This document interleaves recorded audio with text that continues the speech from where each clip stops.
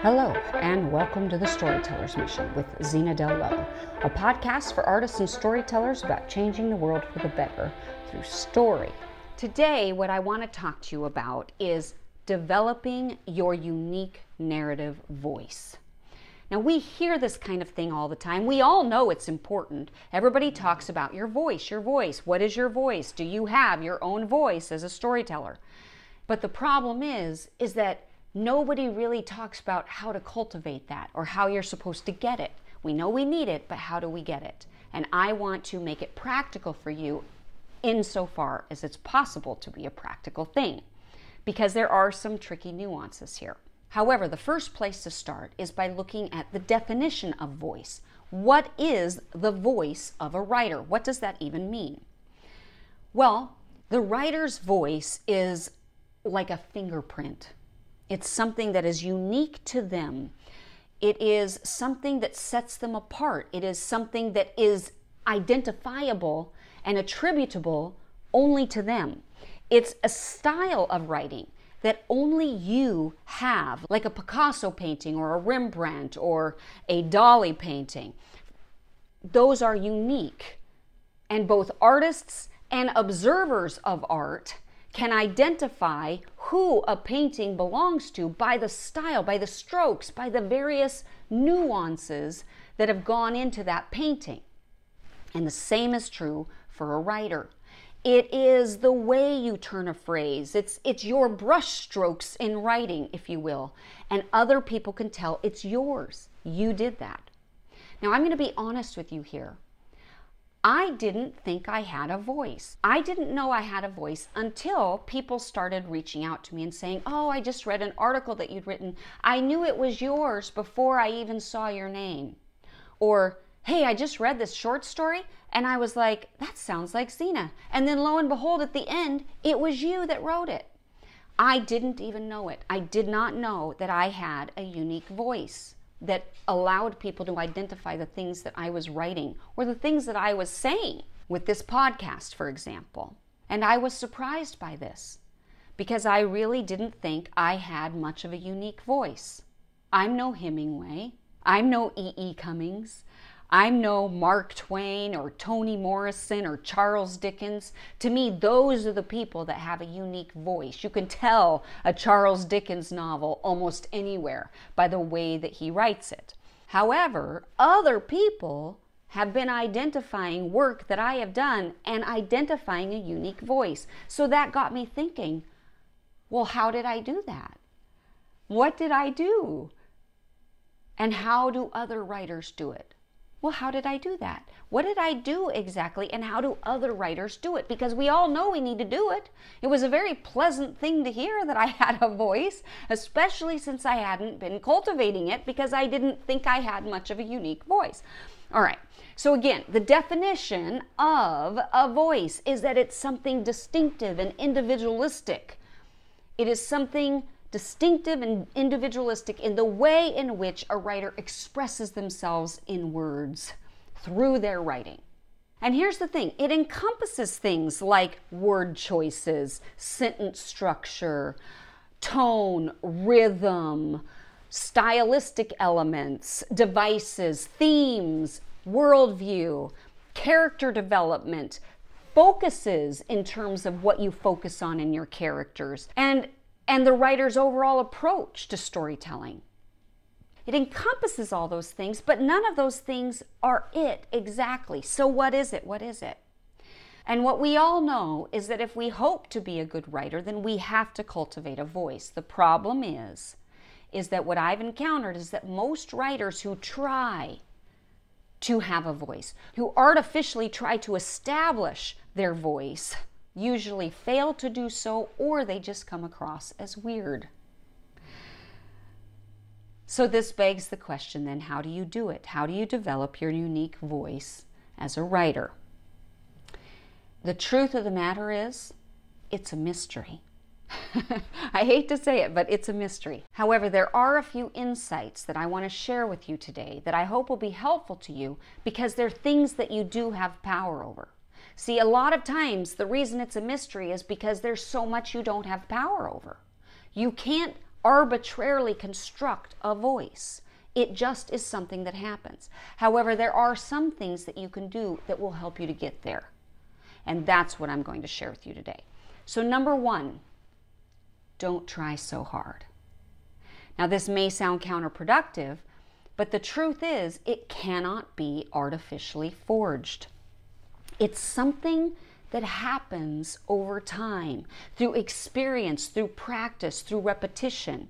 It's something that develops naturally and organically as you commit yourself to this craft. So don't try to construct it. Don't set up arbitrary boundaries or force yourself to use certain words or phrases or any of those things. That is the wrong way to establish a voice as a writer or an artist. Instead, number two, be authentic. The most important thing you can do to unintentionally cultivate a voice is to simply be authentic, which means that you commit to telling a story in the best way that you know how. You simply tell a story the best way you know how. Avoid the tricks or the gimmicks or all those things that you think are going to be great, and you avoid the arbitrary techniques. Instead, you simply love your story, love your characters, and then get excited and passionate about telling that story in the most clear way that you know how.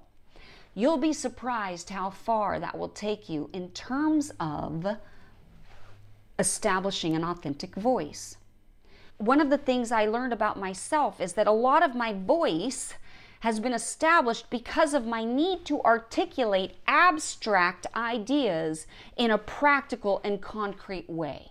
My desire is to communicate these things clearly, and therefore I don't use a lot of flowery language. I try to boil it down to the essential core stuff, which, as it turns out, has become part of my voice. But that wasn't because I was arbitrarily trying to do that. It's just because that was where my passion was. I was just being authentic to where my passion was, and that allowed a voice to develop. Okay, number three, write. In order for your voice to emerge, you simply must write. That's all there is to it. You have to establish regular practices for writing. You have to be engaged in this regularly. You must be consistent. You can't get good at anything without practice. You can't master anything without practice. And you certainly can't develop your own style without practice. So you must write. It is an absolute essential for you to simply write. But in addition to that, number four, you must read. And not just read, but reading the work of other writers, and particularly great writers. Now, this may sound counterproductive, because if you're reading a lot of these great writers, doesn't that mean you're going to mimic them in style? And doesn't that undermine the whole goal of developing your own unique voice? Well, yes, if you are actually mimicking them and trying to recreate what they're doing. But here's what's happening when you study the works of the great. It's not that you're going to mimic them. It's not that you're going to parrot them. It's that you're learning more about your craft. You're becoming an expert on your own right simply because you know what they've done. You're seeing the technique worked out by the masters. And anybody worth their salt in any field of discipline does this. If you are a fine artist, you're studying the art of other artists that are great. You're learning what the masters did. If you're a plumber, you're learning the techniques, the solutions that those plumbers came up with. You can't come up with your own unique ones until you know how other people have done it. It is required of you to study the people that have gone before. If you are an athlete in a certain field, then you must watch the tapes of the great. You must learn what did they do. You must learn their habits. You must understand how they became masters of their craft and then see how they implemented their own version of that mastery, because they all adapt things to their own situation. And once you've become a master by absorbing and taking in all of the excellence of these other ones, now you have the right to adapt to modify, to see things differently. Now you'll even come up with ideas that aren't intentionally trying to break the rules. They just are, but it works for the story because now you're more creative because you have more things in your toolkit to work with. So it is incumbent on you to study the masters, to read great works of literature, to read the greats, so that you yourself become a master and are freed up to explore. Now, let me give you a caveat here. As I said, you must study the great writers, because the truth is, there's a principle, and we become like those that we hang around. That's true in life, and it's true in terms of our craft. If we read average writers, we will be average. If we hang around people with loose morals, we will have loose morals. It doesn't matter. We become like those that we associate with. I even have some actor friends who refuse to watch Hallmark movies because they are afraid they will become worse actors by association. I also have a lot of writer friends who won't watch these types of films for the same reason. I avoid reading bad literature because I'm afraid because I don't want to become worse at my craft. Instead, I submerge myself in the work of the greats so that I too might be great at my craft, because I know it's going to rub off on me. Now, this means that people who only read certain kinds of fiction are limited in what they can do. It also means that people who refuse to, say, watch R-rated films and they're screenwriters simply will not be equipped to write material suited for adults. We need to expand our exposure to the greats and not be afraid of some of those things. So we need to be reading the works of great writers who have gone before us, and that will make us great. By the way, if you're a screenwriter, I cannot tell you the number of people who have said to me, I want to be a screenwriter. And I'll say, okay, well, how many scripts have you read? None? Really? But you want to be a screenwriter? Probably one of the best ways for you to learn the craft of screenwriting is to read great screenplays. Simply read great screenplays. How on earth are you going to master the craft if you haven't learned what the greats are doing? And that also means you have to know the difference between reading a transcript of a movie and reading the original draft and where to find those things. And if you have questions about that, feel free to reach out to me. I would be happy to direct you to the right resources. Okay, this leads me to number 5. And this is very important, because if you really want to establish a voice, what you have to do is you have to figure out what you believe, and then you have to have something to say about it. Now, whatever it is that you're saying needs to be fresh. It has to be something new. It has to be something that only you can see because of your own life experiences. And I'm going to say something controversial here. Generally speaking, not always, because there have been some phenomenal writers who have started at 20, 22 years old, whatever, they've published these amazing works. That happens. But by and large, it's hard for me to find a young writer that has anything fresh to say, any unique observations, any unique insights about the world, because they simply haven't lived enough, and therefore they're regurgitating the things that they're learning right now. One thing I used to say is that experience is the best teacher, but the tuition is too high. We have something to say because life has kicked us around a little bit, and now we see things differently. When I was younger, I was so dogmatic. And by dogmatic, I mean I was judgmental, I was a know-it-all, I was legalistic, I was black and white. The older I've gotten, the more I've had to understand grace on a whole new level because of how much grace has been given to me. And it's changed and altered my perceptions and also the way I behave with other people. Because I can't be dogmatic like that anymore. I can't be self-righteous like that anymore. So if you're young, don't let that discourage you. Just know that you're practicing, and maybe you have enough life experiences already to bring something unique and fresh to the table. And you should keep trying, but you should also live. One of the ways that you can get perspective in fast order is to travel, to see the world, to meet people from other cultures. If you are living a cloistered existence, if you have not left your state or your town for that matter, if you have not experienced and bumped up against people in other cultures, you probably don't have a very fresh, unique, or wide perspective or foundation from which to write. So my encouragement to you, if you're young, travel. Make it a goal, purpose in your heart to make yearly trips to foreign countries, not dangerous ones, but anywhere. It doesn't matter where. And then try to get to know the people there. Try not just sit on the beach drinking pina coladas, but to actually go and see, how do these people live? Learn about them, learn from them, ask them questions, ask them to tell you stories.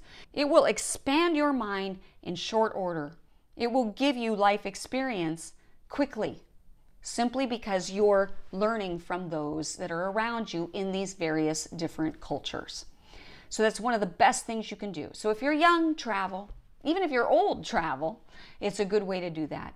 But know that one of the primary things that you have to have a voice is you have to know what you believe, and you have to be able to articulate it in a fresh way. You have to have something to say. Okay, number 6, be vulnerable. You have to be willing to take risks. You have to be willing to make a fool out of yourself. You have to be willing to get it wrong. You have to be willing to go against the status quo and to break rules and to break boundaries and to trust yourself as a creative. You have to be willing to dig deep, to expose yourself, to tell the truth about yourself, to admit what you don't know, and to seek help when you need it. You have to be willing to be raw. The raw honesty of a writer resonates deeply with readers, and it leaves a lasting impression. But this leads me to the final principle or idea or suggestion as to how to develop a voice today. Number 7. Once you've done all these things, once you've mastered the craft, once you have traveled and figured out what you want to say, once you have learned how to be authentic and you're willing to be bold and you're writing regularly and you're reading the works of others and you're not trying so hard to cultivate a voice, once you've done all those things, the last thing I would encourage you to do is trust the muse. Trust the mystery. Now, this is a little nebulous and vague, and I know that. But the truth is, whenever we are artists, we're tapping into something bigger than ourselves. You're tapping into creativity that somehow takes us to places we never knew. You have to learn to tap into it and to trust it. In some ways, being an artist is one of the closest things to divinity that I can ever experience. I am creating just like the divine created in me. So there is something divine at work in our art, and we must learn to embrace it, to trust it, to lean on it, to explore it, to abandon knowledge for a brief time and embrace it. But you can only do that after you have mastered the craft. You can only do that after you become a master, really, truly. And in many ways, this is where the joy of artistry comes in. It's where the excitement is, because it is where we're blowing past the boundaries that have been created for us. So it's a little more nebulous, but I still think it is a key thing that helps us then establish voice. And notice that the only way for us to really lean into that is by trusting our own experiences that have come before, by having something to say. All of those things. It plays into this particular point. So I hope that these 7 points are helpful to you in terms of how to develop your unique voice.